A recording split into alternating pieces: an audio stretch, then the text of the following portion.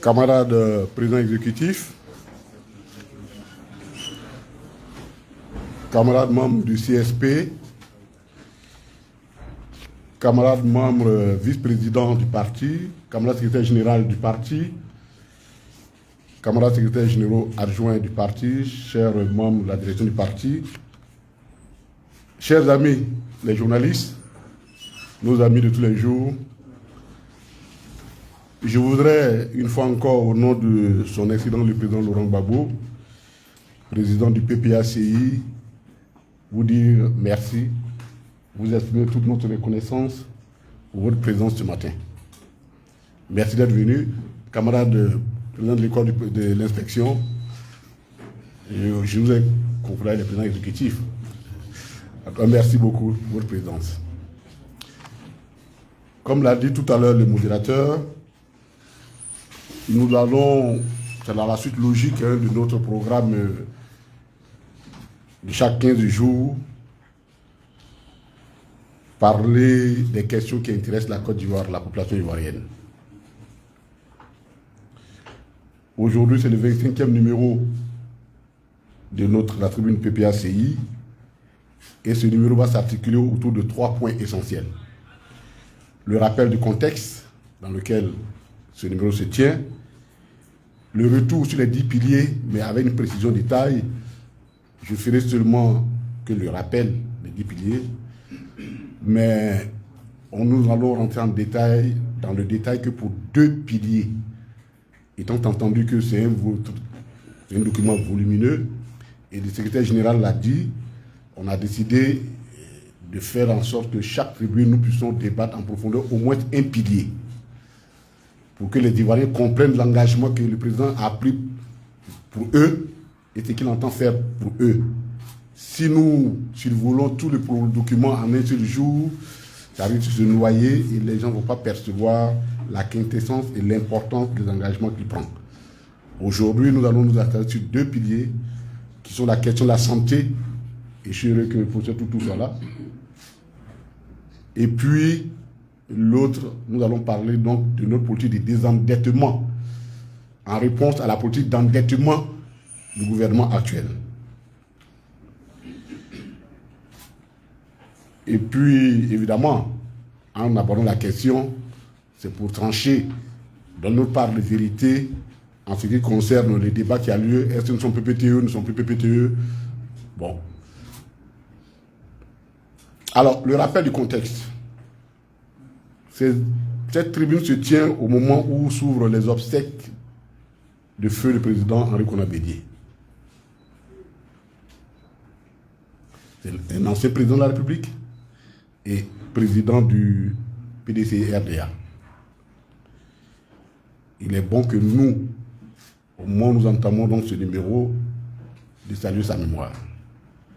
Au nom du parti, de toute la direction du parti, de saluer la mémoire du président Henri Konan Bédié, de présenter nos condoléances à sa famille biologique, à son épouse, à ses enfants, à sa grande famille politique et à la nation, parce que c'est toute la nation qui pleure l'un de ses fils, les meilleurs, les plus illustres. Le parti, dès le départ, vous savez que dès que l'annonce a été faite de son décès, le parti avait proclamé une période de deuil. Et le parti va continuer de participer aux côtés du PDCI et de la famille aux obsèques du président Henri Konan Bédié. Le parti les rassure donc de sa compassion et il s'engage à prendre sa part de deuil. Le contexte est également marqué par la cherté de la vie, à laquelle manifestement le gouvernement n'a plus de solution. Le gouvernement a perdu toutes ses solutions. Bon, est-ce qu'il en a déjà eu? On ne sait pas, mais enfin, il n'a plus de solution.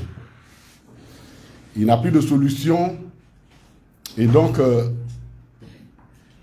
comme il a créé, on va revenir là-dessus, il est addictif à la dette, ne pouvant plus rembourser la dette, il se force à récupérer dans la poche déjà trouvée des Ivoiriens ce qu'il faut pour rembourser sa dette.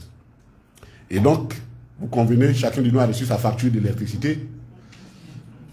Et je crois que c'est Alpha Blondy qui a dit quelque part qu'ils sont en train de facturer l'énergie solaire, les rayons de soleil sont en train de facturer, parce que les facturations, ça ne correspond à plus rien du tout. Les factures sont passées du simple au double. Du simple au double. Or, l'énergie, c'est un des éléments clés des facteurs de production dans un pays. Quand vous touchez à l'énergie, automatiquement, c'est comme les effets d'onde, ça se propage et tous les secteurs sont touchés. Et comme si ça ne suffisait pas, ils sont même plus capables de fournir de l'électricité aux Ivoiriens, puisque nous sommes rentrés maintenant dans une période de délestage. Nous sommes dans une période de délestage, au point où la Confédération générale des grandes entreprises, les entreprises de Côte d'Ivoire, a alerté le gouvernement pour dire qu'on ne pourra pas tenir. On est obligé, parce que ça a un impact direct sur notre travail, notre production, on est obligé de diminuer, ça aura un impact sur le coût de la vie. Donc, non seulement ils ne peuvent pas fournir l'électricité, mais le peu qu'ils fournissent, ils nous fait à un coût exorbitant. Ils n'ont même pas le courage de nous donner, je ne sais pas si vous voyez les factures, ils mettent en bas, nouveau tarif conformément à l'arrêté tant. C'est tout. On ne sait pas où est l'arrêté. On ne sait rien de tout ça. Et c'est dans ça que nous vivons dans ce pays-là.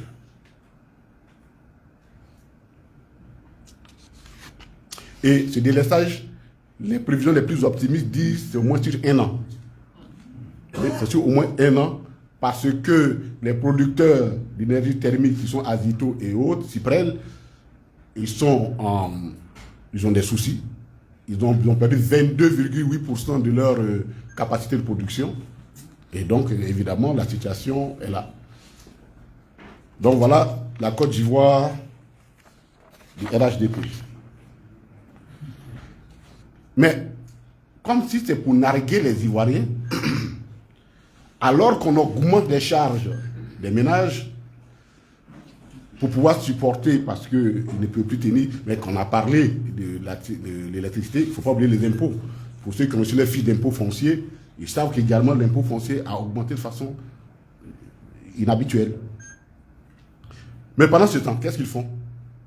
Ils continuent de nommer des ministres.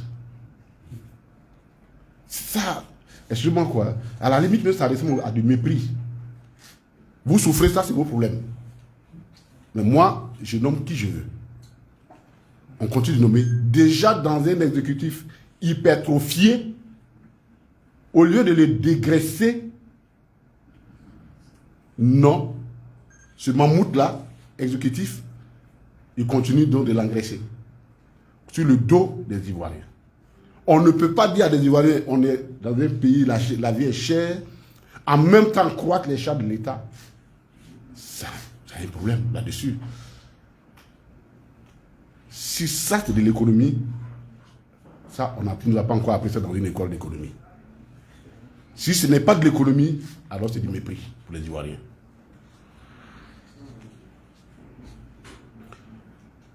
Une autre question qui nous inquiète aussi, c'est la question sécuritaire au nord de la Côte d'Ivoire. Les incompréhensions persistantes entre le gouvernement ivoirien et son homologue burkinabé sur la gestion de la frontière, qui est le théâtre aujourd'hui d'incursions plus ou moins d'hommes armés, qu'on appelle les terroristes, nous inquiètent. Au lieu de s'entendre, les deux gouvernements apparemment sont à couteau tiré sur cette question-là. Bon, évidemment, je peux vous dire que la Côte d'Ivoire, dans un tel contexte, se fragilise, puisque c'est la porte d'entrée des terroristes. Au lieu de s'entendre, les deux gouvernements se battent là-dessus, et nous pensons que le gouvernement ivoirien gagnerait à avoir la sagesse pour pouvoir mettre bas la terre, profil bas, parce que pour qu'ils puissent s'entendre et comment gérer cette question-là au niveau du conflit du Nord. Donc ça aussi, c'est un des problèmes, le contexte qui est marqué. Il faut que les Ivoiriens comprennent ce qui se passe dans leur pays. Le contexte au niveau de notre parti.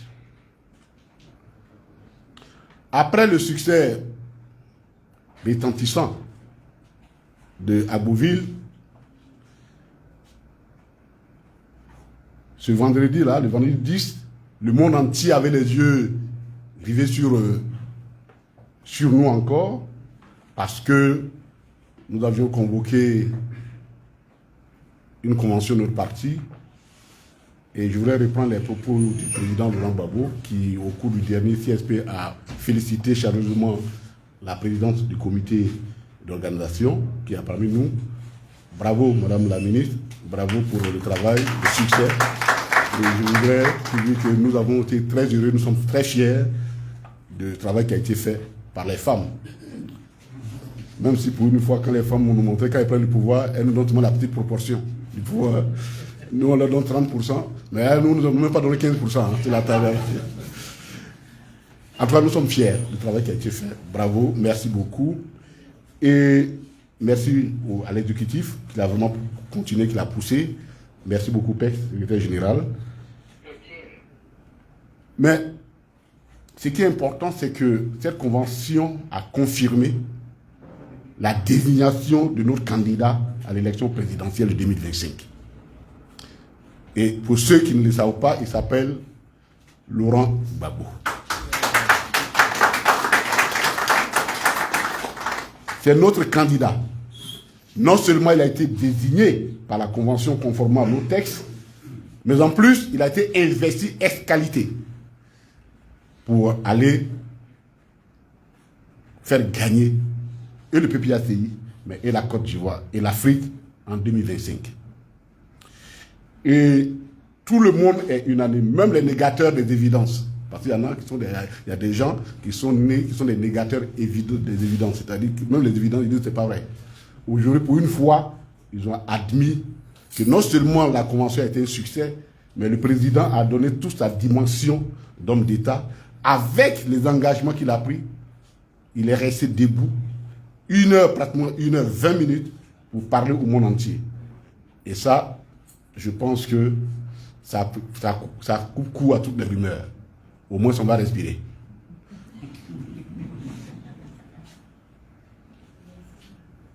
Et c'est au cours de cette convention que le président a décliné son programme autour de une partie de ces 10 piliers et des 10 engagements qu'il a pris, comme il a dit, pour visiter les écrous d'une nation qui menace de s'effondrer. Quand les écrous tombent, il n'y a plus rien, la machine menace de tomber. Désormais, ils sont là, ceux qui dirigent le parti, le PEX, le secrétaire général. L'orientation est faite, c'est la mobilisation de notre parti sur le terrain pour concrétiser les ambitions de notre parti en 2025 et pour soulager les Ivoiriens. Donc, mobilisation pour porter le président Laurent Gbagbo au pouvoir en 2025. C'est le nouveau, c'est le cap, c'est la nouvelle orientation, c'est vers ça que nous allons.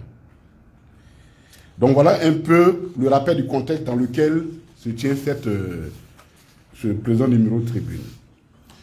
Et comme on l'a dit, à cette convention, le président a décliné son programme d'action autour de 10 piliers. Ces piliers, je les rappelle, c'est la santé, l'éducation, le logement, la sécurité et la défense, la décentralisation, la diplomatie, l'emploi et la lutte contre le chômage, le sport, la culture et le tourisme, l'économie et les infrastructures, l'état de droit, la justice et la démocratie. Comme je l'ai dit à l'entame de ce numéro, chaque numéro du PPACI va se consacrer à un point qui sera développé, pas forcément par moi, mais par un technicien, des techniciens de la maison, et qui va dire aux Ivoiriens, dans ce secteur bien précis, qu'est-ce que nous voulons faire. Pour aujourd'hui, nous allons nous contenter sur 2 points. Je demain un point et puis un sous-point. Le premier point, c'est la santé et le bien-être pour tous. Et le deuxième point, ce sera la question de, je dirais, notre politique de désendettement.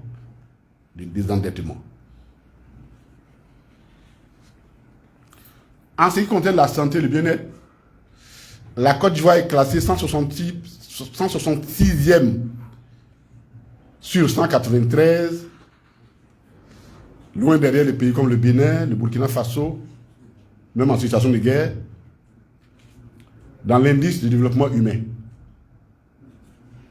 Vous savez, Ce gouvernement-là, quand on leur parle, ils ont l'impression que nous sommes des bornés, on ne comprend rien. Mais l'économie, là, c'est la chose la plus... Je crois que chacun de nous est économiste. Après, bon, on peut développer les théories qu'on veut, mais chacun de nous comprend l'économie. Parce que tu ne peux pas me dire, je suis riche, et en même temps, mon espérance de vie est de 53 ans. Tu ne peux pas me dire, je suis riche et je n'ai pas accès à l'hôpital. Parce que les ratios macroéconomiques, c'est des rapports. C'est des rapports. Et pour simplifier, pour que ceux qui nous écoutent comprennent,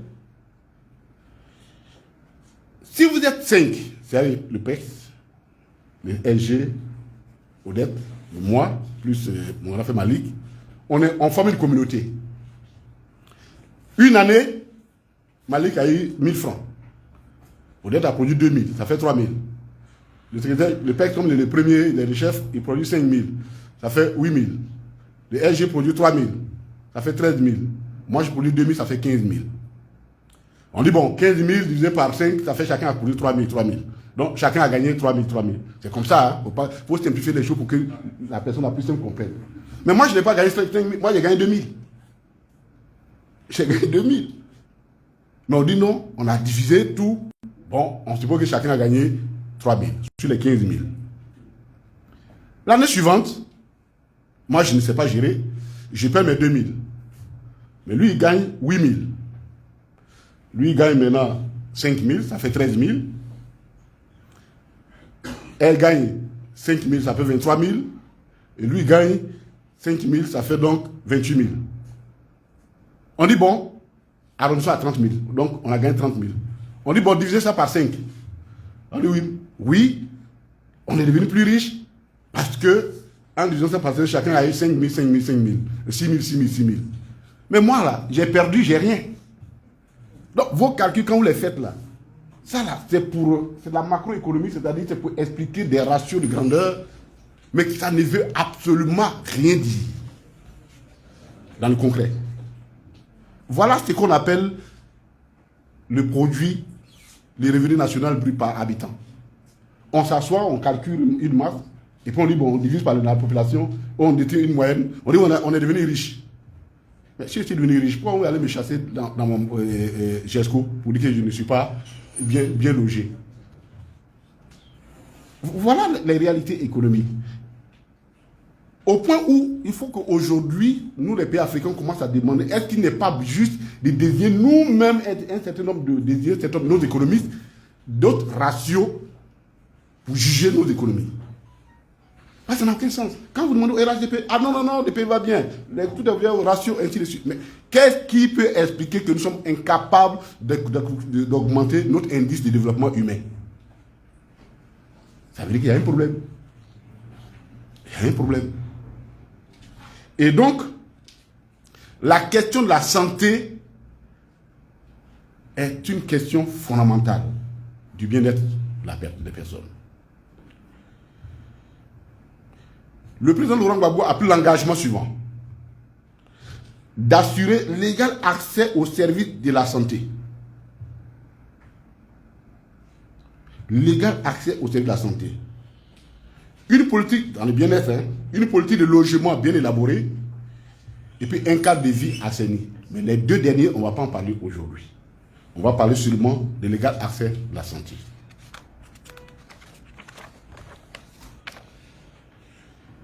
Nous sommes les initiateurs de l'AMU. C'est notre ADN. On a beau venir te copier, mais la copie ne peut jamais ressembler à l'original. Forcément. Parce que, vous savez, dans chaque engagement politique, il y a toujours ce que les Anglais, les Latins appellent le caritas, le cœur. C'est-à-dire, si ton engagement, il n'est pas... Quand tu n'es pas humaniste, ton programme ne peut pas être humaniste. Voilà. C'est tout simple que ça. Tu n'es pas humaniste, tu n'as pas d'amour en ce que tu fais. Ton programme, ça se ressent. Nous avons créé l'AMU avec amour pour les Ivoiriens. Et nous voulons leur revenir créer cet AMU avec le même entrain, qui va s'organiser autour de 3 caisses.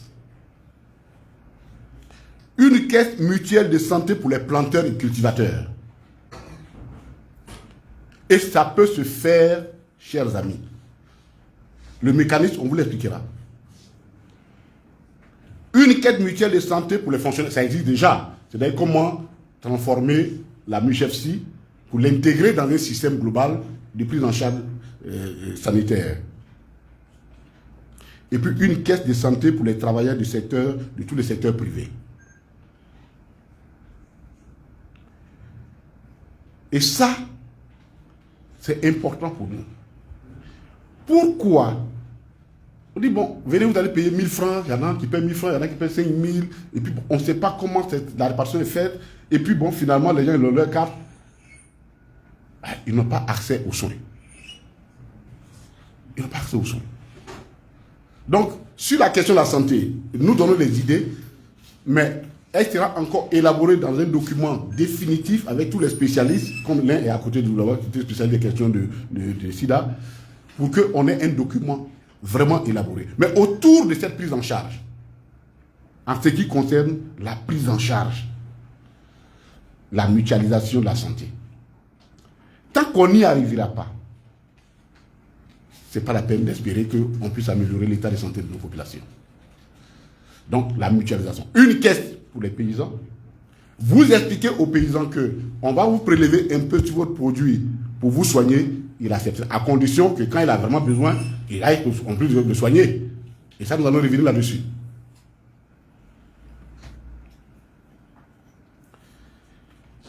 Ça, c'est le premier point, l'égal accès.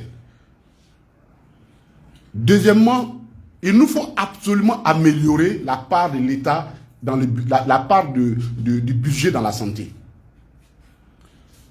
Je me rappelle très bien que dans notre exil, il y a un qui me disait, il dit, oui, vous les économistes, là, quand le mois venir, on va dire d'augmenter, vous allez vous plaindre. Mais nous tous, on sait, aujourd'hui, ce qui se passe ici, il faut absolument qu'on augmente la part du budget dans la santé. Notre santé est fragile.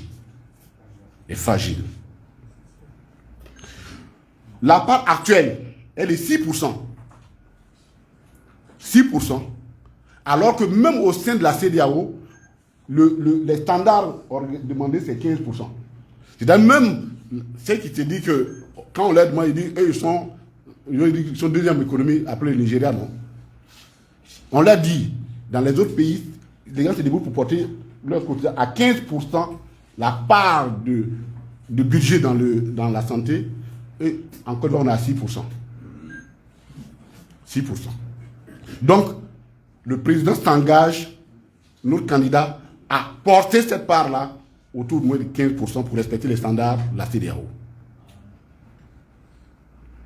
Cette augmentation va permettre de supporter la pyramide de la santé, c'est comme ça que vous appelez la pyramide de la santé. C'est-à-dire quoi? Voyez-vous aujourd'hui qu'est-ce qui se passe dans nos pays? Vous faites un accident à Niakara, chez moi. Vous avez fait un accident, vous avez un traumatisme crânien. Non, c'est Niakara. Un traumatisme crânien avec un hématome subdural profond. Excusez-moi, je connais un peu quand même. Je connais un peu. Avec un hématome subdural profond,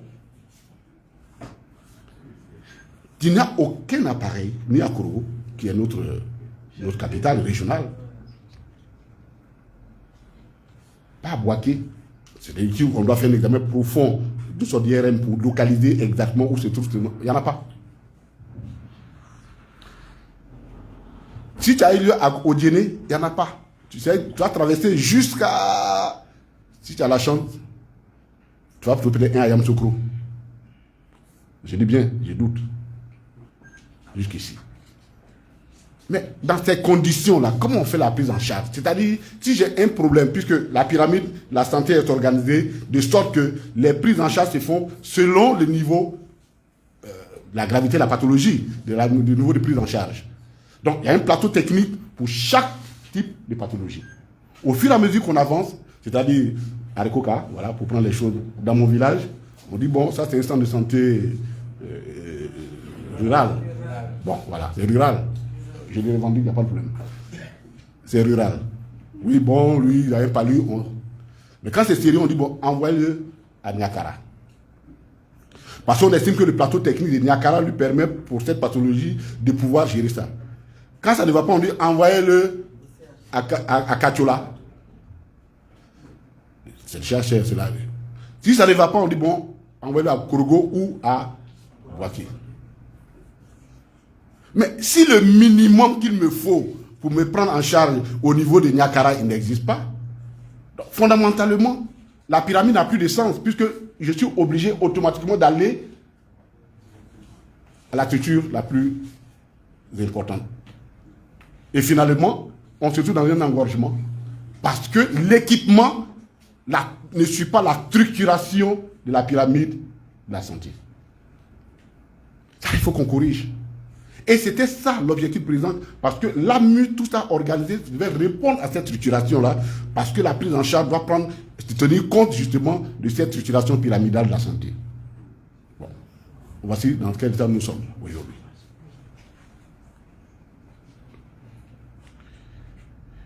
L'autre élément, donc le président s'engage à créer un CHU, je dis bien un CHU, dans les 10 régions qu'il a proposé comme étant les régions qui vont être les régions administratives.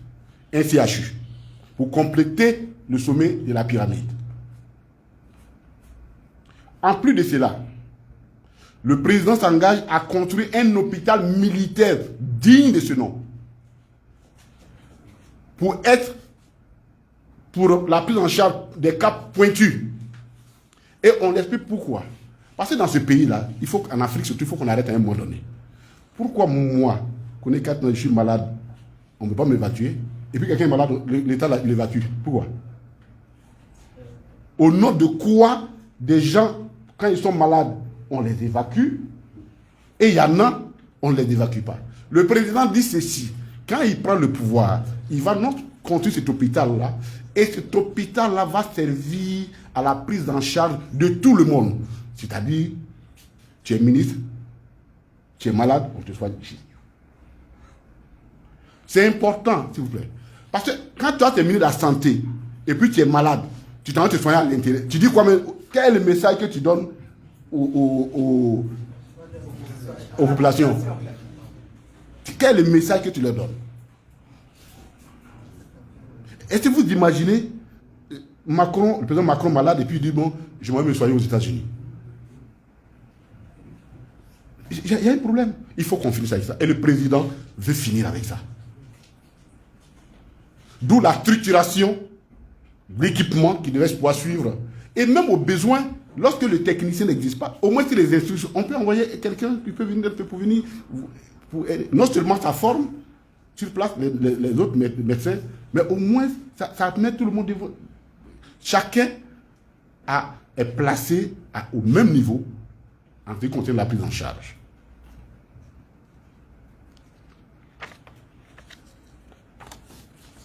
Et puis, aujourd'hui, quel est le ratio? Aujourd'hui, le ratio, nous sommes aujourd'hui pratiquement à un médecin pour 10 000. Ah oui, c'est le ratio.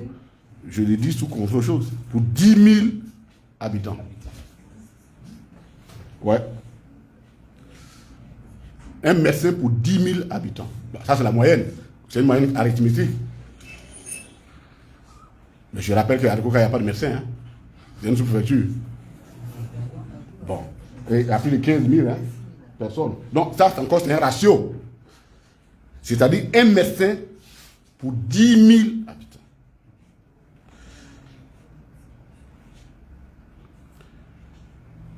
Le président souhaiterait ramener déjà en 2030 au moins ce ratio à un médecin pour 6 000, parce qu'il ne faut pas trop être trop optimiste, parce que le standard de l'OMS c'est un médecin pour 3 000. Si on se dit en 6 mois, en 5 ans, dans l'état actuel de la Côte d'Ivoire, où on ne sait même pas quelle dette on va nous laisser, Donc, on va être prudent. Le président commence à dire, au moins, quand il finit son mandat, on doit arriver à une période où un médecin pour 6 000 habitants. On s'approche au moins des standards. Si on peut faire plus, on le fera. Parce que, bon, comme on ne sait pas qu'on va nous laisser dans la marmite, il ne faut pas inviter beaucoup de personnes au repas, quoi. L'autre point, c'est la politique d'autonomisation des médicaments et des autres produits pharmaceutiques. Sur ce point, rappelez-nous que dans ce pays-là, on a fait embargo, y compris sur les médicaments. Comme je l'ai dit, aucune étude sérieuse n'a été faite pour voir l'impact de cette mesure sur la vie. Combien de personnes sont mortes de ces faits-là? Quand on a eu ça, il faut avoir une autre vision des choses. C'est pourquoi le président a décidé que dans un partenariat, notre candidat, partenariat privé, secteur privé, secteur public, appuyé par les banques nationales que le président va créer, nous allons inciter la production des médicaments et des instruments, des produits pharmaceutiques sur place ici. On peut le faire. On peut le faire. Le latex, on produit le caoutchouc ici. Mais les gants là, seringue, mettre petit, on peut le faire ça ici quand même. Mais tant que nous ne sommes pas arrivés, certains pays essaient, hein. Vous savez, des pays comme le Ghana, ils ont des problèmes aujourd'hui, mais ils s'en sortent parce qu'il y a un minimum de choses utiles qu'ils produisent sur place, qu'ils consomment sur place. Et le président, quand il est dit, il avait déjà commencé, il y avait une entreprise, Rouget, c'était Rouget, oui, à Yopougon, qu'il a allé inaugurer, le président était allé inaugurer pour vraiment lancer sa politique. Mais dès que la rébellion est arrivée ici, il dit c'est pour le président Babou. Ils sont allés, ils ont tout gâté. Donc, ce qu'il dit là, il a déjà fait. Donc, ce n'est pas que c'est du langage, il a déjà fait. Il avait accompagné ce privé-là pour monter cette société-là à, comment on appelle, à Yopougon. Il veut continuer avec ça. Il veut que, entre la médecine traditionnelle et la médecine moderne, dite moderne, il y ait une sorte de symbiose pour assurer justement cette indépendance. Comme les gens, quand les Blancs sont arrivés ici, on n'est pas tous morts, ils ont trouvé des gens vivants ici quand même. Donc, forcément, on se soignait. Et je pense que ça manque. Et ça aussi, un pays comme le Ghana a réussi cet ancrage-là entre la médecine moderne et la médecine traditionnelle. Et ça, il veut en faire une priorité absolue.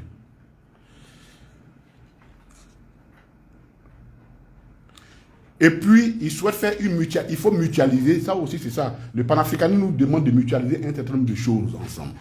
Voyez-vous, après, si on n'a pas tiré les leçons de la Covid-19, on a un problème. La Covid-19 a prouvé que dans une pandémie sérieuse, c'est difficile pour un pays de s'assurer sur la prise en charge de choses. Et même en Europe, vous avez vu qu'à un moment donné, les Français sont obligés d'envoyer certains leurs malades en Allemagne, et il y avait une certaine mutualisation. Il faut absolument en Afrique que nous songions effectivement à la mutualisation de la santé. Ça, c'est important. C'est vraiment important. Et il veut le faire. Au nom du panafricanisme et la solidarité africaine, le président veut travailler dans ce sens-là. Dans tous les cas de figure, le président estime qu'il y a deux choses qui sont essentielles pour lesquelles tout doit reposer exclusivement, en tout cas de façon, je dirais, principalement sur les ressources endogènes, c'est la santé et l'éducation. Parce que si tu as besoin de crédit pour qu'on te soigne, tu as besoin de crédit pour envoyer tes enfants à l'école, c'est qu'il y a un problème. Même nous là, un homme, si pour soigner ton enfant ou tu manger à l'école le soigner, tu demandes crédit, il y a un problème. À plus forte raison pour un État. Donc il dit que la priorité, c'est-à-dire les dépenses endogènes, les recettes endogènes, ces questions, la santé et l'école doivent pouvoir être supportées de façon, je dirais, principale. On ne va pas laisser des dons, si quelqu'un vient te faire un don. Mais on ne va pas construire une politique de santé, une politique d'éducation en comptant sur les autres. Le ministre Amanou nous donnait un exemple que les Japonais, à un moment donné, les Japon dit on va vous aider pour construire, pour construire des écoles pour vous, des lycées, ainsi de suite. Et puis faire le logiciel, faire comment on appelle les manuels pour vous. Mais à condition qu'on ait les fabriquer au Japon. Bon. Vous voyez comment, quand vous ne vous prenez pas en charge, comment les gens peuvent vous imposer leur façon de voir les choses. Donc ça concerne la santé. Le deuxième point, c'est comment nous luttons contre la politique d'endettement qu'on va nous laisser. Comment nous nous positionnons par rapport à ça.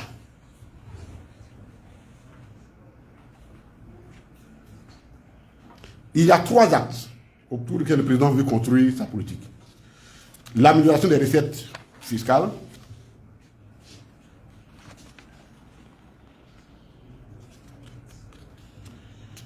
et l'amélioration des recettes non fiscales, et surtout le contrôle budgétaire pour lutter contre la fraude. Commençons par l'amélioration des recettes fiscales. Ça, je pense qu'on n'a même pas besoin de parler, puisque le président Gbagbo a démontré de 2002 jusqu'en 2011 sa capacité à pouvoir mobiliser les ressources internes et à fonctionner à partir de ça. Le budget sécurisé, là, c'est notre ADN, c'est notre marque déposée. C'est ça la sagesse. On a toujours dit, il y a 2 types de personnes qui courent derrière le pouvoir. Il y a les hommes de pouvoir et il y a les hommes d'État. C'est 2 personnes différentes. L'homme de pouvoir, il cherche le pouvoir, il ne regarde que les privilèges qui sont attachés au pouvoir. L'homme d'État cherche le pouvoir pour améliorer la vie des autres. C'est à la limite pour lui un sacerdoce. Lorsqu'on nous attaque en 2000, comment faire pour réagir au moment où tout le monde nous a lâchés? Il fallait de l'imagination.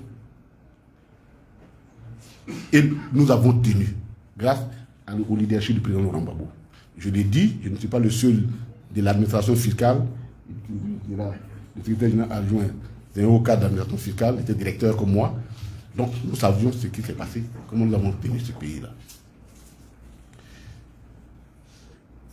Et mais pour que nous puissions réussir, parce qu'il faut comprendre que la question de la dette est liée à notre capacité à mobiliser des ressources internes. Si nous n'avons pas assez de ressources internes, nous serons toujours appelés à demander de l'argent à l'extérieur, de l'aide. Donc, le président dit, la première des choses, il faut qu'on diminue le poids du secteur informel dans l'économie ivoirienne. Parce que tant que nous ne serons pas capables de moderniser ce secteur-là et être capables d'aller prendre des recettes d'abord fiscales là-dessus, évidemment, il participe. Le secteur informel, c'est 40%. Les gens pensent même, les optimistes disent 51%, les pessimistes, mais il est autour entre 49 et 51%. Ça part dans le budget, dans le PIB. C'est-à-dire, il y a 49 à 51% d'une partie de notre économie qui échappe totalement à toute fiscalisation, c'est-à-dire, pour parler sincèrement, à toute possibilité de récupération de recettes là-dessus. Donc, si vous voulez corriger, vous voulez lutter contre l'endettement, il faut commencer par ça.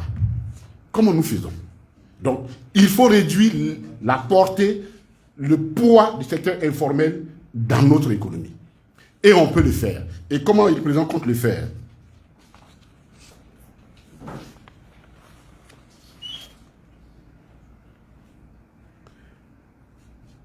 L'un des problèmes qui favorise le secteur informel en Côte d'Ivoire, c'est nos systèmes bancaires. Nos systèmes bancaires ne permettent pas du tout de tirer le secteur informel de son domaine informel pour l'envoyer dans le secteur formel.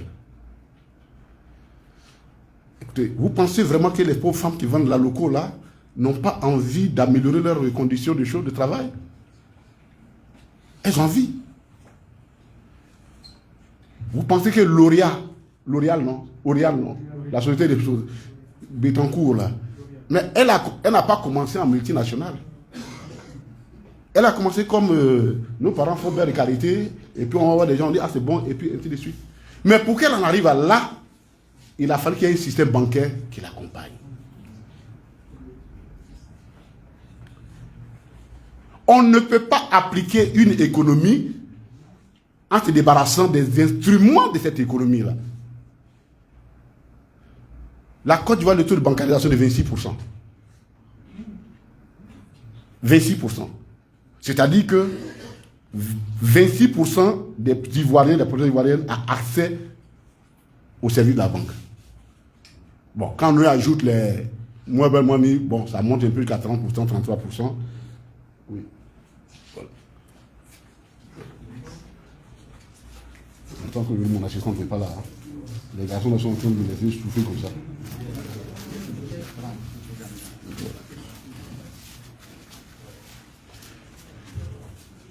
Donc, mais le système bancaire ivoirien souffre. Lui, quand on va arriver dedans, on va le faire en détail. Mais aujourd'hui, on va demander pourquoi il ne favorise pas.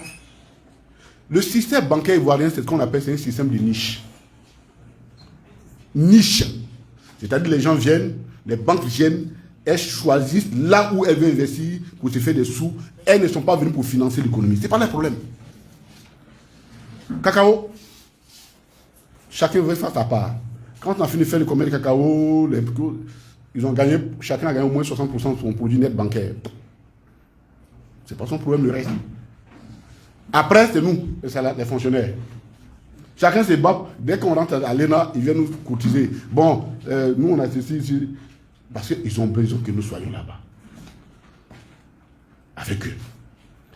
Quand on a fini par nos agios, ils ont complété les chiffres d'affaires. Donc, le reste là, ça ne les intéresse pas. Ça ne les intéresse pas. Ils ne veulent prendre aucun risque. Or, un banquier qui ne prend pas de risques, mais c'est exactement comme ma grand-mère qui prend l'argent, elle peut dans son frère, puis dans le main, elle reprend. Ce n'est pas un banquier. Donc, nos systèmes bancaires, il faut les corriger.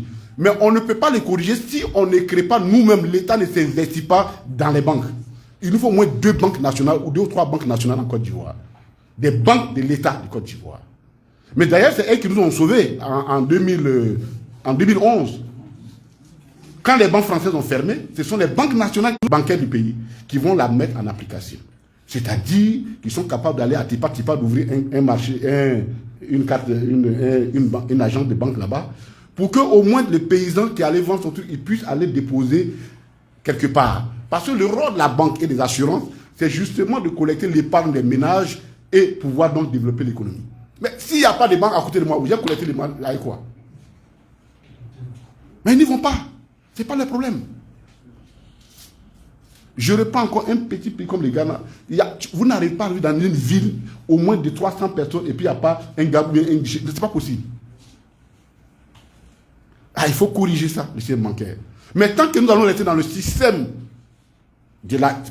système actuel, organisé autour du CFA et de la BCAO qui ne s'ouvre pas, ça va être difficile. Il faut donc des banques nationales audacieuses à qui on donne des missions. Et il y a des décisions qui vont être prises. Quand on va arriver là-bas, on en parlera.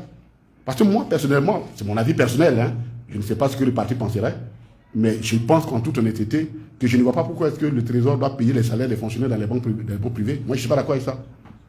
C'est-à-dire, pourquoi? Parce que, et quand on le dit, très longtemps, la France a fait ça. Avant de partir à l'euro, 80% des fonctionnaires français étaient logés au Crédit Lyonnais, c'était une banque nationale, et à la Poste.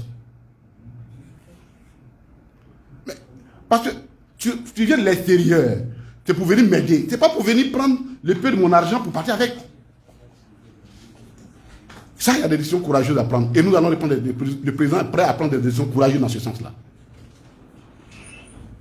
Donc, il faut sauver le secteur bancaire. C'est parce que nous serons capables de permettre au secteur, aux agents du secteur d'avoir accès aux banques que nous allons pouvoir les faire sortir. Parce que quand tu vas à la banque, elle te donne un petit prêt, tu es obligé de se tenir une comptabilité. Donc, automatiquement, par l'effet d'induction, tu commences à formaliser ton économie, commence à sortir du secteur informel. C'est comme ça des pays comme l'Inde ont procédé. La Chine, là, elle repose sur 5 banques. Les banques commerciales, les banques d'État françaises, elles sont 5. C'est elles qui font toute la puissance de la Chine.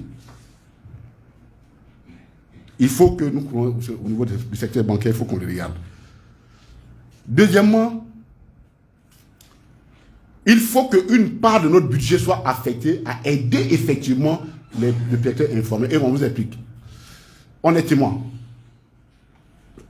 pour que moi, on achète BIC ou bien des feuilles de rame pour aller livrer à une entreprise, j'ai besoin de quelle expertise?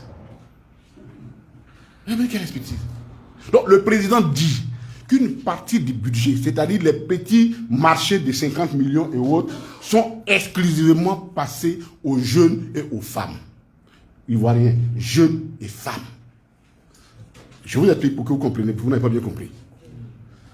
Il y a des marchés publics de fourniture de bureaux. 20 millions. Budget 20 millions.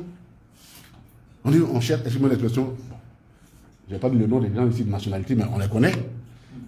Bon, c'est à eux on donne. Mais comment voulez-vous que cette jeunesse-là, vous puissiez l'aider à rentrer dans l'entrepreneuriat à ce niveau-là? Donc, une partie du budget, c'est-à-dire les petits montants, les budgets, livraison de matériaux, pour les élus, là, ça vous concerne aussi les maires. Oui, les collectivités, les budgets des choses, comme on appelle, fourniture de bureaux, fonctionnement de bureaux et autres. Et même ceux qui sont dans le secteur privé, par des avantages fiscaux qu'on va leur donner, on va leur demander la même chose. Sinon, on ne voit pas comment on peut lutter contre le secteur informel avec ça. Regardez, prenons un exemple. Le président dit, l'école, quand il va construire l'école, il va faire, les internats vont s'ouvrir. S'il y a un internat, oui, ça, les internats doivent s'ouvrir. S'il y a un internat, à Kwakwekou, ou bien à Guézon, pour parler des choses. S'il y a un internat là-bas, le riz là, que ces jeunes mangent, mais pourquoi voulez-vous qu'on l'importe? Mais il faut bien que les parents de Kwakwekou, de Guézon, puissent produire ces riz-là et que le vendent directement pour nourrir les élèves qui sont à l'internat. Mais c'est comme ça que tu vas lutter contre le secteur informel. Et en rentrant là, évidemment, il y a des impôts qui sont prélevés là-dessus. Donc ça, élargir l'assiette en luttant contre le secteur informel. Notre politique agricole doit aussi s'articuler autour de ça. Nous faisons pratiquement 40% de notre PIB est de secteur agricole. Et puis, il n'est pas suffisamment fiscalisé. Il n'est pas suffisamment fiscalisé. Et pourquoi il n'est pas fiscalisé? Parce qu'en fait, ils volent les paysans, ils prennent le maximum à les paysans, et puis ils s'asseyent, et pour eux, c'est fini. Mais ce n'est pas fini. Savez-vous qu'en Côte d'Ivoire, la Côte d'Ivoire perd autour de 400 milliards par an pour les dommages causés par la transhumance animalière venant des pays du Sahel. 400 milliards par an. Que l'État a oublié de payer. Mais quand on est imaginatif, comme le président Gbagbo veut le faire, comme il est imaginatif, c'est d'organiser de sorte que cette charge-là, on peut permettre aux populations de pouvoir vivre avec ça. Et comment ça se fait? Moi, ma famille, nous avons 300 hectares de savane. Voilà, on ne peut pas faire plus de 50 hectares. Mais on est capable d'organiser une économie de pâturage à partir justement de ces terres-là, de sorte que quand nos parents viennent à leur bœuf du Nord, ils sont là-bas. Mon pâturage, j'ai décidé maintenant de faire mon pâturage. Je suis assis chaque matin avec ma chaise. Tu rentres ton bœuf dans mes 500 francs. Tu es en train de perdre sur mon territoire. Vous imaginez, c'est que nous, on est capable de construire autour de ça. Et comment, à partir de là, on peut fiscaliser le secteur informel, prendre de l'argent là-dessus, le remettre donc aux collectivités décentralisées pour leur prise en charge direct, y compris la prise en charge du paysan en termes de son assurance maladie. Quand ces bœufs sont arrivés, je peux même décider de dire, bon, moi, une partie, je vais faire cultiver du manioc, puisqu'on sait que les protéines, bon, ça, je parle des spécialistes, l'amidon, là, ça fait grossir les bœufs. Ouais, et c'est pourquoi, d'ailleurs, les bœufs détruisent les cultures chez nous. Quand ils sont prêts à vendre, ils les envoient dans les champs, parce qu'un bœuf, quand il mange du ligname, les 15 jours qui suivent, c'est fini, il prend au moins 20% de son volume. Donc, ils font exprès. Donc, il faut organiser ça. Organiser ça. Et donc, je peux dire, moi, je cultive du manioc pour leur vendre. Je peux me faire un forage de pluie pour leur faire boire. Tout ça, ça vient augmenter mes charges, mes recettes. Mais quand tu as un peu, tu donnes un peu à l'État. Tu donnes un peu à l'État. Et le président dit, après ça, les animaux, moi, je n'ai pas vu à Paris, enfin, je n'ai pas souvent là-bas, mais ceux qui sont à Paris, je n'ai pas vu les bœufs. Et à part des bœufs à Paris, je ne sais pas. Mais les Français mangent les bœufs, la viande des bœufs quand même. Le président dit, nous allons construire une industrie bovine au nord. C'est-à-dire protéines au nord. C'est-à-dire quoi? Quand ils ont fini de manger, ils sont gros, ce n'est pas la peine de les envoyer à Abidjan ici. On construit donc un abattoir moderne à Bondoukou, un dans le centre, mais je vais négocier sur ça à Kachula. On va plaider pour ça à Kachula. Et l'autre à l'ouest, vers Odini. À partir de ce centre d'abattage d'animaux, toute une industrie de distribution de la viande congelée, à partir de là, va se développer pour ravitailler toute la Côte d'Ivoire. Dans le sens contraire, à partir des côtes, comme, je ne sais pas, les Grands Laou, ou comment on appelle, San Pedro et autres, une industrie de poissons dans les mêmes conditions pour aller. Parce que dans les camions, nos bitumes se gâtent pourquoi? Parce que tous ces bœufs-là, on les envoie à Abidjan ici pour les battre. Maintenant, ceux qui aiment faire sacrifier, tu vas acheter ton bœuf là-bas et puis tu l'envoies ici, toi seul. Si tu as besoin d'avoir un bœuf sur le pied, tu vas l'acheter là-bas, tu viens. Mais est-ce que vous imaginez une telle industrie, non seulement la jeunesse du Nord va trouver du travail, donc elle n'a plus besoin de descendre dans le Sud, les propriétaires terriens organisent leur économie autour de ça, mais quand tu as fini d'organiser ça, mais tu peux faire tes recettes fiscales sans avoir demandé l'argent ailleurs. Le président Gbagbo a de l'imagination. Il a une imagination fertile. Et voici l'un des éléments qu'il veut utiliser pour lutter contre le désendettement en élargissant l'assiette de l'impôt, en luttant contre le secteur informel.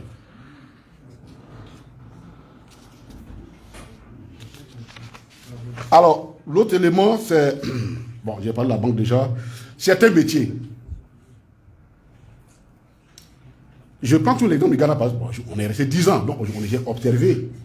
Au Ghana, il n'y a pas un métier où il n'y a pas de diplôme dedans. Il n'y a pas un métier où il n'y a pas de diplôme. Chaque année, à une bonne période, le gouvernement lance les concours de diplôme de ce qu'on appelle les travaux de la main. Coiffeuse, il y a un diplôme. Tu n'es pas diplômé, tu ne peux pas ouvrir un salon de coiffure. Et ton diplôme doit être visible. C'est la même chose pour tous les travaux manuels. Couturier, ainsi de suite. Parce que si tu ne valorises pas ce métier, fondamentalement, tu le pousses dans l'esprit des gens que c'est un métier qui ne nourrit pas son homme. Donc toi-même, l'État, tu t'en occupes pas. Tu t'en occupes pas. Est-ce qu'en France, vous trouvez des gens qui arrivent et puis, même pour venir s'occuper de vous, sauf ceux qui sont dans le noir, mais ceux qui travaillent officiellement, on te demande au moins une petite formation liée au mode de périculture. Parce que je vais te laisser mon enfant, je m'en vais travailler, je ne sais pas ce que tu vas lui donner. Mais tout en valorisant ces métiers par leur donnant des diplômes, tu es obligé de les valoriser aussi au niveau des salaires. Puisqu'il faut que la personne vive de ça. Donc si on leur fixe un salaire qui leur permet de vivre, évidemment, tu vas mettre ton impôt là-dessus. Mais tant que nous allons les garder, puis les matins on les prend, et puis on dit, bon, pas qu'ils arrivent, ils sont partis. Le lendemain on prend une autre, et ainsi de suite. Bon, nous encourageons le secteur informel. Donc, il n'y a pas de petits métiers, et ça, je pense à quelqu'un qui a fait la GFOP, et c'est de quoi je parle. Il faut les former, il faut les donner, c'est-à-dire un maître couturier, on t'envoie un couturier, au bout de 3 ans, il a fini. On organise un concours national, ça peut se faire dans les communes. On dit, bon, toi, c'est admis, voici ton diplôme, tu es couturier, tu peux aller frontiérer ton truc. Mais si chez Martin, chacun se lève, les couturiers. Donc voilà un peu, en ce qui concerne comment nous entendons valoriser le secteur, ces métiers-là.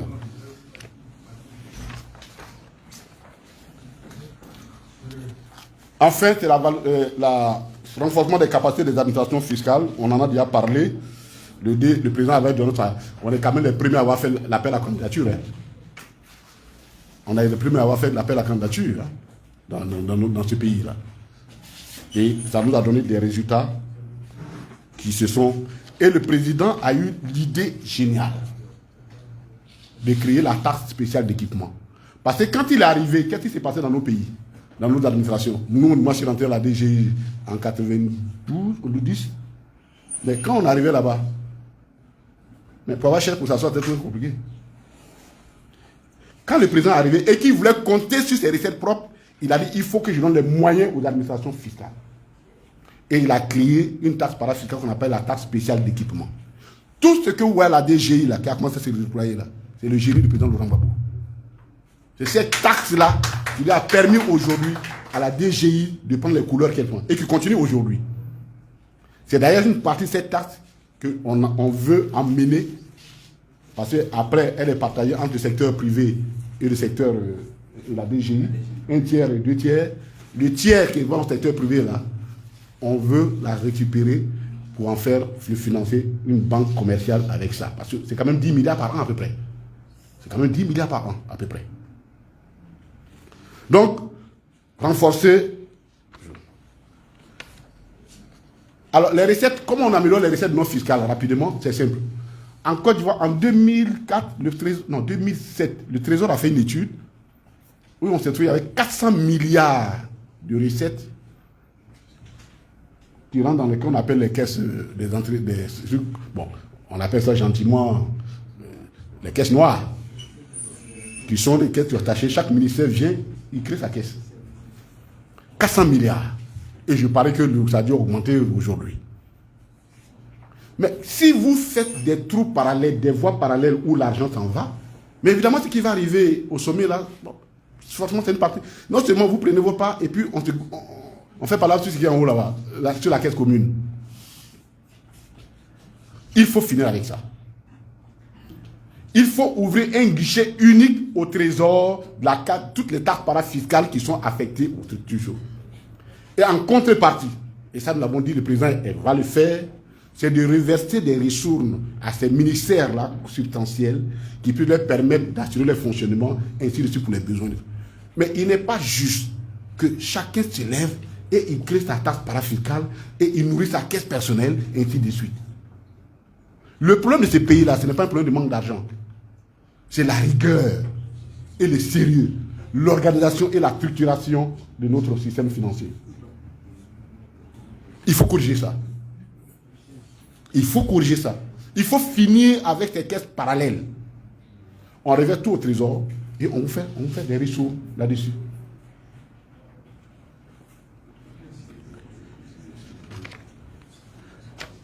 Le contrôle, la fraude et la corruption fait perdre à la Côte d'Ivoire 1400 milliards par an de francs CFA. C'est-à-dire les recettes fiscales font autour de 5 000. On pourrait dire plus de 15%, autour de 20% des recettes. De ces recettes-là, il y en a qui sont détournées. On estime plus 1 milliard, 1400 milliards. Les pertes. Mais pourquoi? Parce que le contrôle budgétaire, là, notre budget, là, la partie qui concerne vraiment, qui va justement aux besoins de la population, c'est la partie la plus petite. Parce que nos systèmes de contrôle budgétaire, on a favorisé le contrôle a posteriori. C'est-à-dire, bon, on a fini de dépenser, on dit on va le contrôler. Mais quand quelqu'un a fini de bouffer son argent, là, tu le contrôles, là, quand tu les prends, tu fais quoi avec lui? Le rôle de l'État, ce n'est pas d'envoyer ces gens en prison. C'est d'empêcher qu'on vole. Donc, le président dit, il va créer la direction du contrôle financier, il va la diriger en direction générale du contrôle financière et budgétaire. Il faut l'étoffer et lui donner plus de pouvoir. Parce que notre budget, là, les gens sont trop forts dans ce pays-là.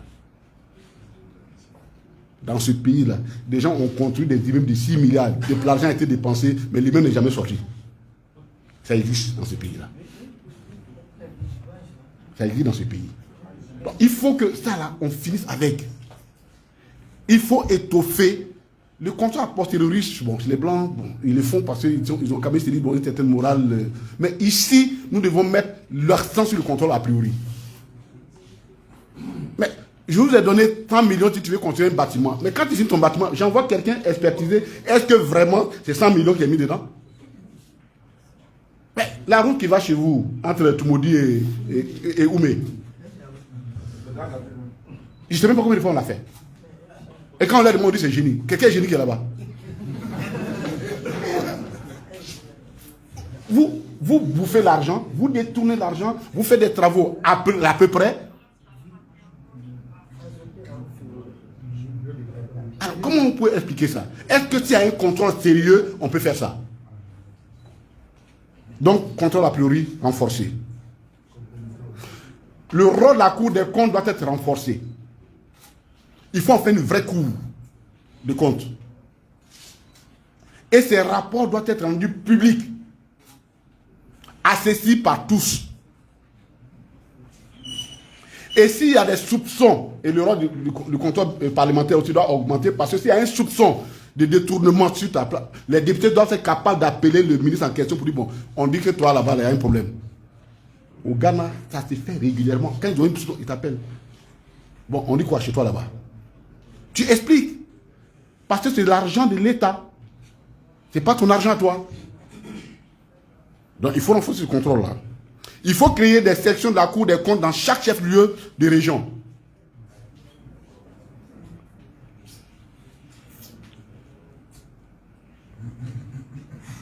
Voici un peu. Alors la politique d'endettement, on en avait déjà parlé de l'autre côté. C'est très simple. Hein? Si on arrive là, et quand on va arriver, c'est même pas si. Quand on va arriver, quand on va arriver,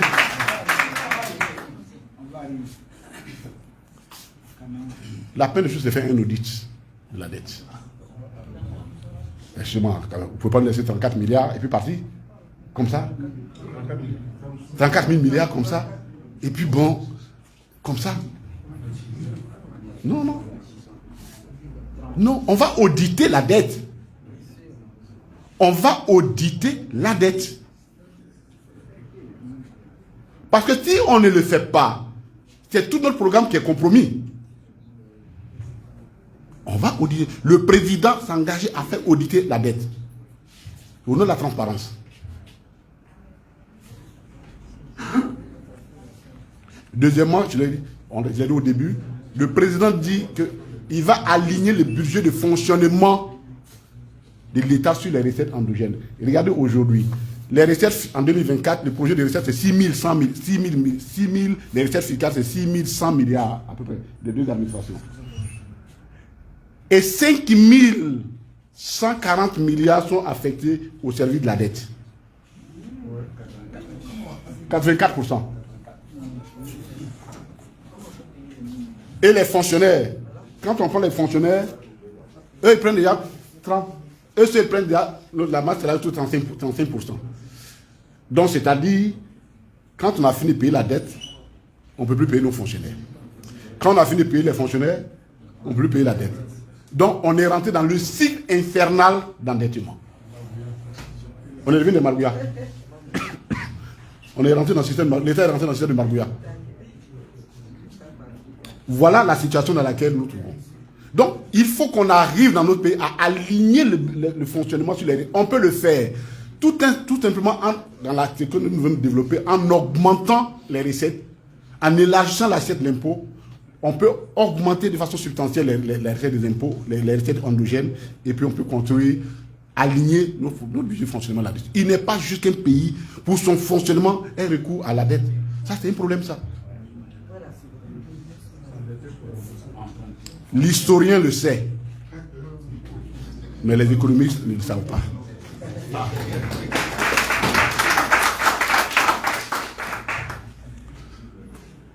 Dernier point, la Côte d'Ivoire réclame le bénéfice des avantages du statut des pays pauvres très endettés. Alors, cette histoire, c'est quand même quelque chose de très simple.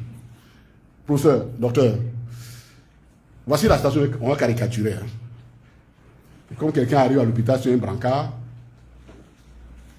vous arrivez à l'hôpital sur un brancard, on dit, ah, tu es un grand malade. Il dit, non, non, non, non, moi je ne suis pas grand malade. Mais je veux que vous m'envoyez aux soins intensifs. C'est exactement le schéma. Il dit, je ne suis pas grand malade. Non, non, non, moi je ne suis pas grand, mais je veux envoyer aux soins intensifs. Il y a un problème. Envoie-moi en réanimation. Je ne suis pas dans le coma, mais envoie-moi en réanimation. J'ai un problème. De quoi s'agit-il? La Côte d'Ivoire a ratifié le 9 mai dernier. C'est un instrument qui a été créé en 2008, qu'on appelle, en fait le terme simplifié, on appelle la facilité. Mais le terme, ils appellent ça la facilité africaine de soutien juridique. Ben, pour faciliter notre compréhension, on va appeler ça la facilité, c'est comme ça qu'on l'appelle.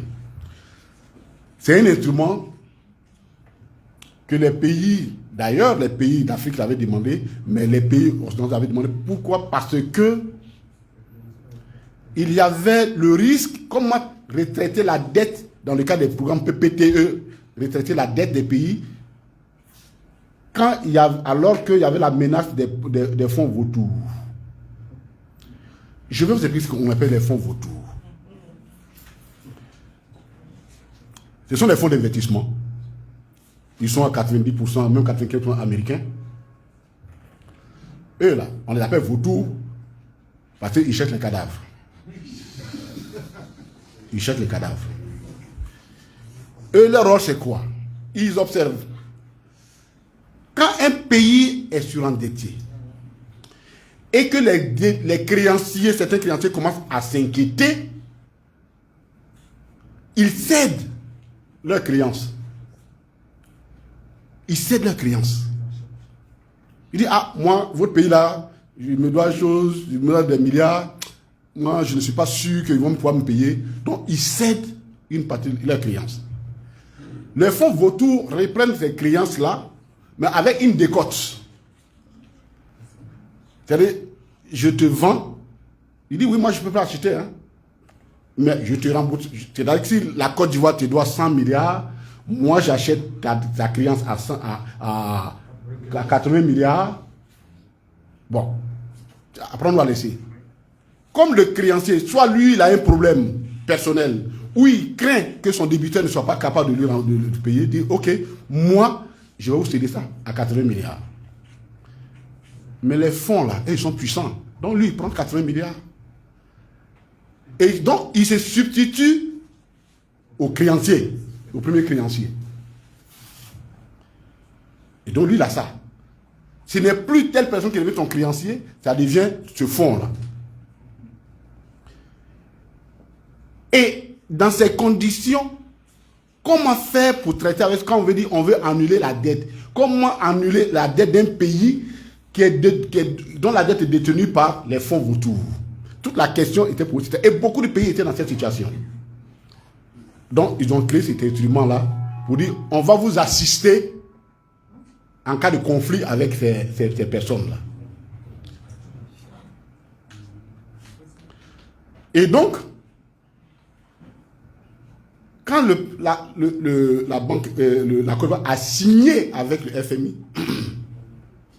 l'une des conditions fixées par le FMI, c'était qu'il puisse ratifier cette convention-là pour se prémunir contre les possibilités de conflits qu'il pourrait avoir avec les fonds vautours. Dans le cadre du programme PPT réaménagé, qu'on appelle le programme de facilité de paiement, et ainsi de suite, il faut réorganiser ça. Donc, c'est ce que la Côte d'Ivoire a ratifié.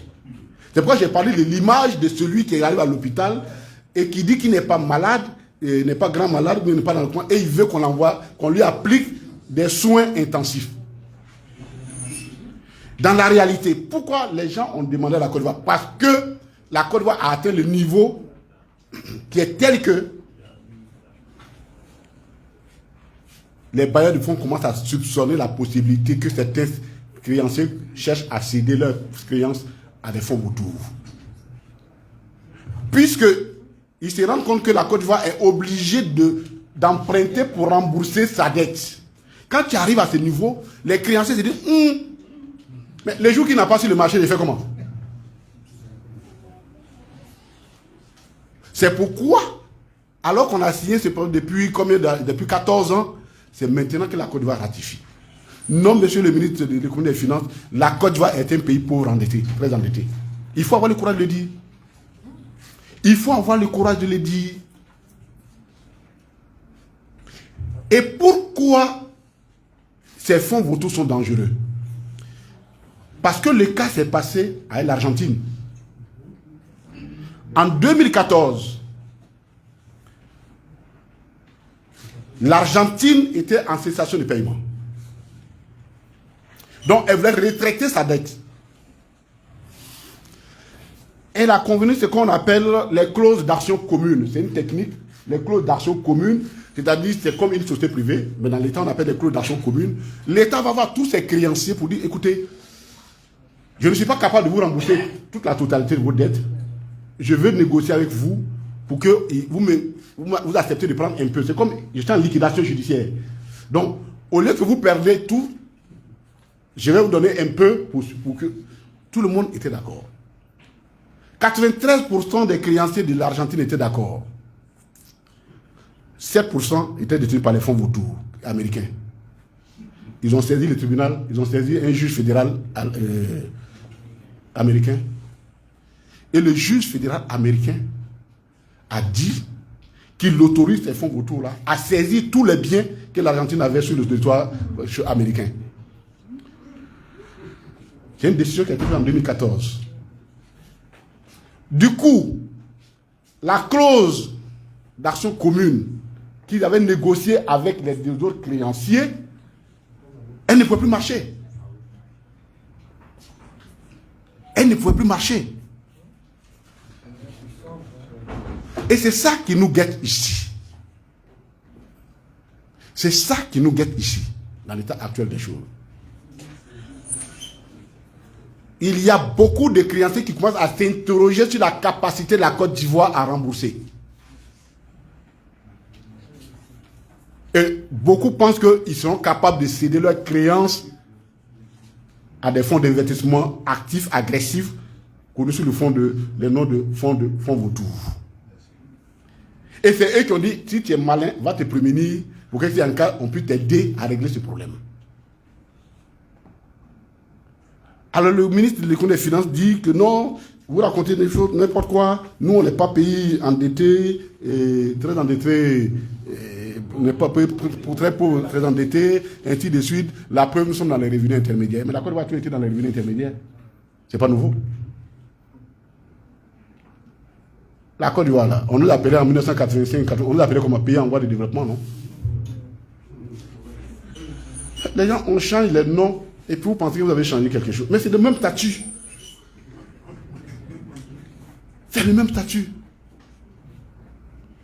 Et dans le tableau qu'on a fait, contrairement à ce que le ministre dit, que non, c'est un rappel historique. Non, ce n'est pas un rappel historique.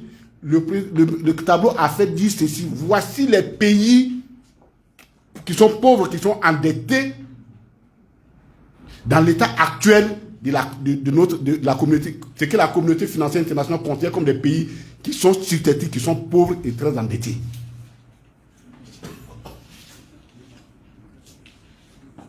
Et le mécanisme qu'on vous applique, c'est le mécanisme de gestion qu'on vous applique, c'est le mécanisme qu'on applique aux pays pauvres endettés.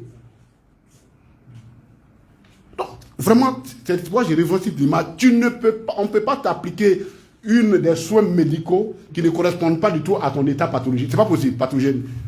C'est pas possible. Si tu es malade et qu'on dit on va te mettre en sous-perfusion, c'est que ton état de maladie nécessite qu'on te mette sous perfusion. Or, ici, c'est toi-même qui réclame. On n'a qu'à m'appliquer. On n'a qu'à m'appliquer perfusion. On dit tu as parlé, dit non, c'est pas vrai. Mais je veux qu'on me tienne parler avec du com et ainsi de suite. C'est quoi ça, cette comédie-là? Il n'y a pas à avoir honte. Il n'y a pas à avoir honte. Quand on a échoué, on a échoué. Tous les acquis du PPTE, ils les ont dilapidés. Tout est parti. Tout a été dilapidé. Et encore, comme ils sont entrés dans les ponts. Tout est parti. Aujourd'hui, les gens s'inquiètent. C'est pourquoi on leur dit, rentrez, protégez-vous, on ne sait jamais. Et vous dites, non, moi, non, je suis bien portant, c'est pas mon problème, dans la réalité, non. Parce que, aujourd'hui, le G8, depuis 3 ans, commence à s'interroger. Comment on fait s'il y a une crise de la dette et qu'elle est déjà presque là? On fait comment? Puisque avant, la dette publique, elle était à peu près, la dette privée était de 8% jusqu'à 10%. Aujourd'hui, la dette privée fait plus de 60% de la dette des pays africains. Donc, comment on fait pour les retraités? Or, ceux qui gravitent, et ça c'est un élément, les fonds vautours, ce n'est pas un pays qui va aller donner sa créance à un fonds vautour. Ce sont justement les fonds privés qu'on cède. Et c'est parce que le volume des fonds privés, de la dette privée commence à prendre l'ampleur en Côte d'Ivoire, que la situation de la Côte d'Ivoire inquiète. Ce que je dis là, c'est un historien qui a écrit.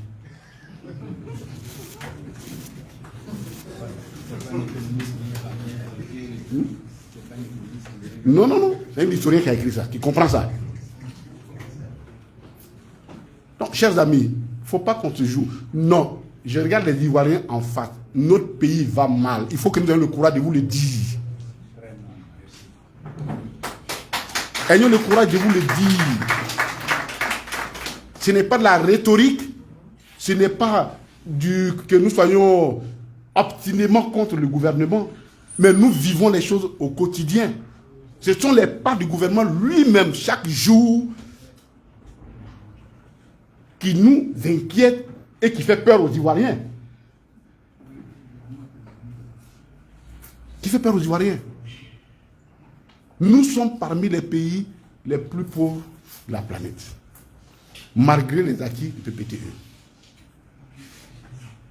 Malgré la croissance. Mais une croissance qui est portée par la dette, ce n'est pas une croissance qui peut te permettre de sortir. Ce n'est pas possible. Une économie extravertie. Tu fais quoi avec ça? Donc, chers amis, voici la réalité de la dette. Ce n'est pas un problème, c'est un problème qui nous inquiète, parce que jusque-là, même les créanciers commencent eux aussi à s'interroger sur le retraitement possible qu'il faudra accorder à ce système qui commence à pointer. Il faut trouver une solution. Il faut trouver une solution. Donc, chers amis, voici un peu ce que nous voulons dire. Le président Laurent Gbagbo, et je vais conclure par là,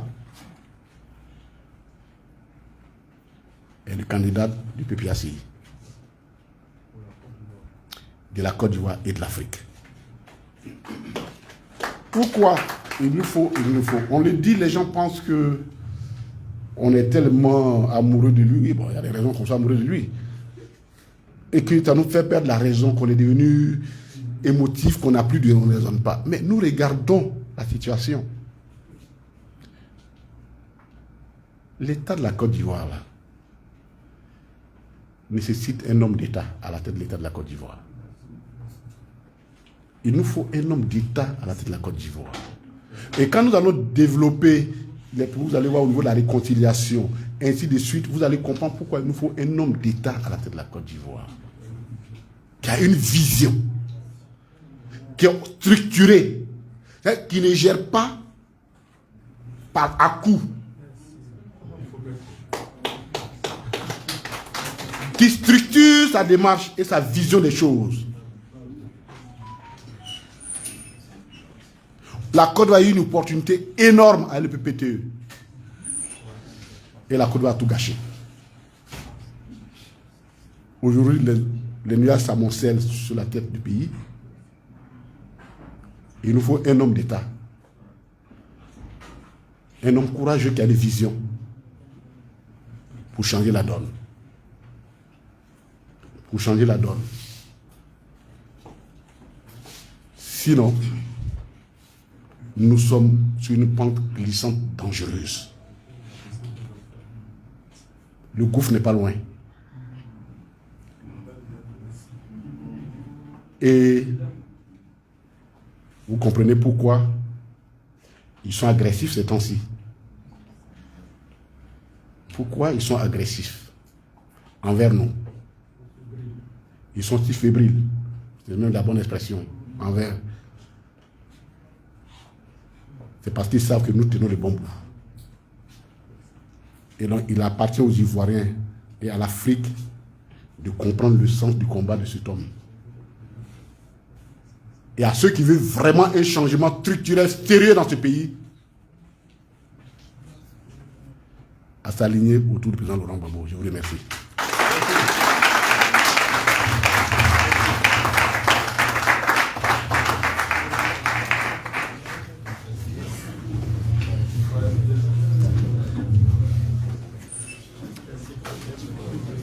Amis de la presse, comme à son habitude, le ministre connaît afin que le ministre renforce les explications. Vous vous présentez votre média et vous posez une question succincte. Par contre, s'il vous plaît, évitons des questions redondantes pour ne pas qu'on ait à traîner. Je vous remercie. Ça va.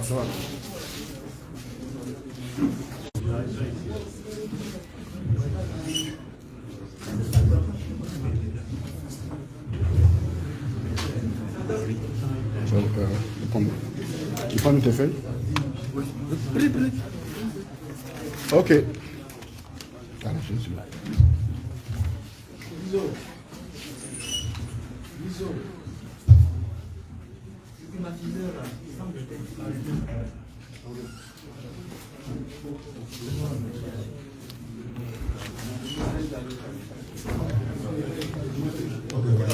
Oui, s'il vous plaît, oui. Je suis Cardinal Bailly du quotidien Le Temps.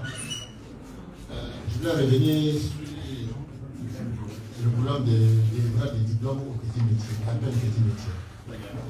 N'est-ce pas ce que fait déjà les écoles de couture? Pourquoi il y a une différence? Deuxièmement, je voudrais que vous reveniez sur la question des caisses noires dans les ministères. Comment ça a augmenté? Je ne viens comprendre. Qui a une autre question? Attendez, on va aller peut-être. Alors, avant de répondre, il y a une question que les internautes nous envoient une question. Ils s'inquiètent, parce qu'on a dit maintenant que les internautes peuvent nous donner ils disent qu'on a rentré dans les détails, ils ont peur qu'on nous plagie. Qu'on nous plagia. Non. S'il vous plaît. On peut essayer, mais on ne peut jamais faire comme celui qui est l'initiative. Donc, vraiment, il ne faut pas que les gens s'inquiètent là-dessus. Il ne faut pas qu'ils s'inquiètent là-dessus. Je voudrais les rassurer. Il leur reste un an. Ceux qui n'ont pas fait ça en 14 ans, bon, c'est pas un an, ils vont venir plagier. Donc, c'est pas chose. Non, alors, c'est que ça, c'est l'organisation, les diplômes, ça, c'est les diplômes. Est-ce que c'est tout le monde qui va dans les écoles de couture? C'est pas tout le monde qui va dans les écoles de coiffure. Le problème, c'est que si tu es un menuisier et que on t'a confié à un maître menuisier qui a travaillé, quand il finit, il te délivre un diplôme qui dit que de telle période, tel période a fait cette formation avec moi, ainsi de suite. C'est de ça que nous parlons.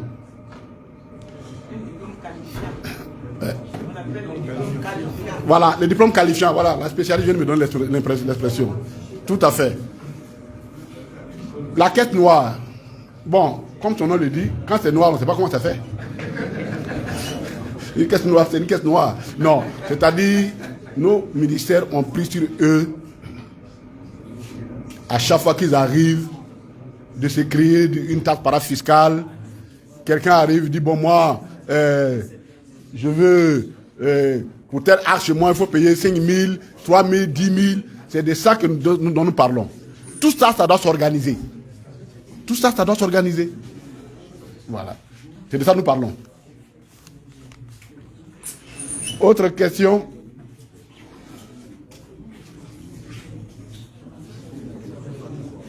Non, mais tu peux parler fort.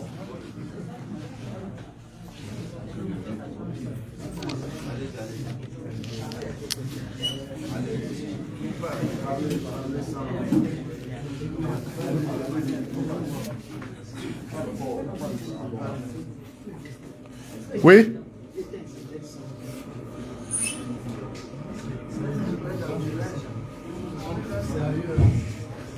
Bonjour, monsieur le ministre. Bonjour. Je suis Tidiane Moula, journaliste à Emet News TV France. C'est vrai, vous avez un exposé sur lequel moi, il n'y a rien à dire. Seulement, il y a 2-3 trucs sur lesquels je veux revenir. Le président sénégalais était en Côte d'Ivoire pour une visite officielle. Quelle est la position que vous passez sur cette visite?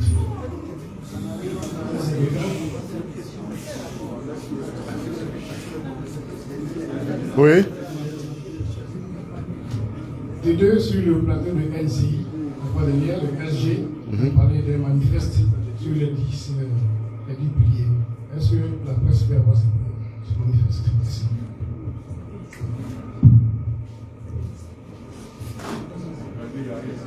Ok. Merci beaucoup. Alors, sur, un chef d'État nouvellement élu est venu voir un autre chef d'État. Bon, nous, on n'a rien à dire sur la question.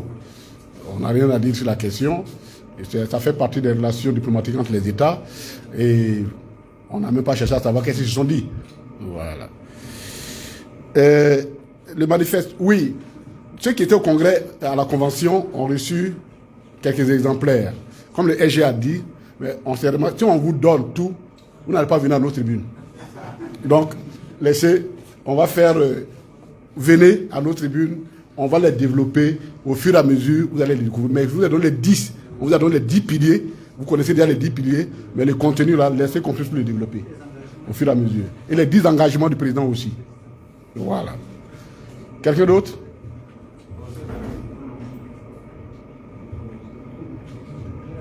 C'est bon? Ok. Chers camarades, camarades président exécutif, camarades membres du CSP, camarades secrétaire général élevé, vice-président exécutif, secrétaire général adjoint, chers membres de la direction du parti, merci d'être là. Merci pour l'intérêt que vous portez à votre tribune, qui est la tribune de notre parti. Nous sommes obligés de porter cette tribune-là parce que nous rentrons pour nous en campagne déjà. Et nous devons, le message du président Laurent Gbagbo doit aller partout, dans tous les coins et recoins. Nous avons, en toute honnêteté, les meilleurs candidats. Ça, excuse-moi, non, tout ce qu'on a, on a les meilleurs candidats. Ça, on ne peut pas, eux-mêmes ils savent ça. Maintenant, comment nous faisons pour que notre candidat, qui est le meilleur, nous le poussions? C'est la détermination, c'est chacun de nous. C'est à la fois le devoir militant, mais c'est un devoir national pour les Ivoiriens. Nous allons leur parler. Le parti va se déployer sur les instructions de l'exécutif sur le territoire national. Il faut redonner espoir aux Ivoiriens. Ils ont trop soupiré. Ils ont trop soupiré. Il faut leur dire que l'espoir qui a été tué, qu'on a essayé de tuer après 2002, cet espoir-là, il renaît avec le même acteur. Nous continuerons. C'est notre arme. La seule chose qu'on nous a appris, c'est de parler. Et nous allons parler. Notre parti va parler pour que les Ivoiriens comprennent qu'il faut absolument que nous changions de cap. La route que nous avons prise, c'est une impasse. Il faut avoir le courage de changer de cap. Et ce changement-là, il est porté par un homme qui s'appelle le président Laurent Gbagbo. Et nous allons nous regarder sur lui. Merci d'être venu. Merci, monsieur le ministre. Ainsi s'achève